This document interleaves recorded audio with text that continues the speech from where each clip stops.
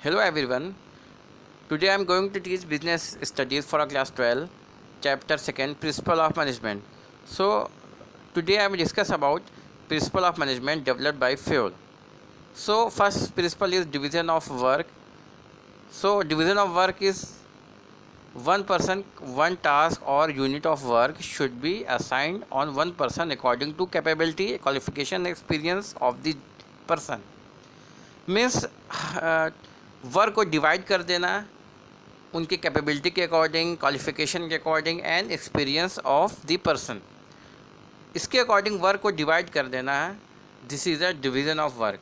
This is the first principle of management developed by Fayol. And second principle is authority and responsibility. So what is the authority and responsibility? Means power to take decision. Power to take decision. Responsibility means obligation. Obligation means liability to complete the job assigned on time. According to this principle, there must be balance of the between authority and responsibility. For example, examples इसको समझते हैं.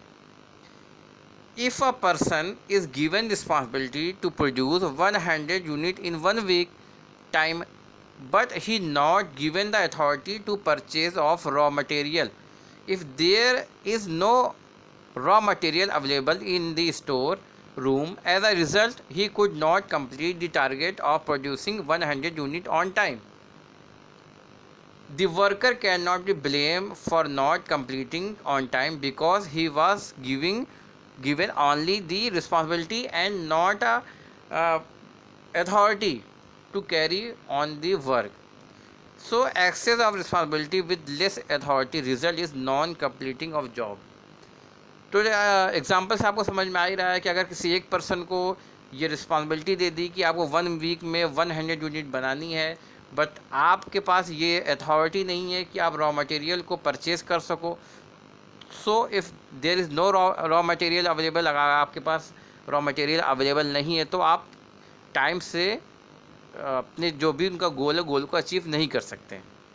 क्यों? क्योंकि आपके पास responsibility है ना कि authority. तो बट अथॉरिटी और रिस्पॉन्सिबिलिटी दोनों का होना बहुत इम्पॉर्टेंट है. So second is discipline. So what is the discipline? Discipline refer to following code of conduct, rule, regulation of employment and agreement, and good superior of all level, clear and fair agreement, subordinate to superior. And what is the example of discipline?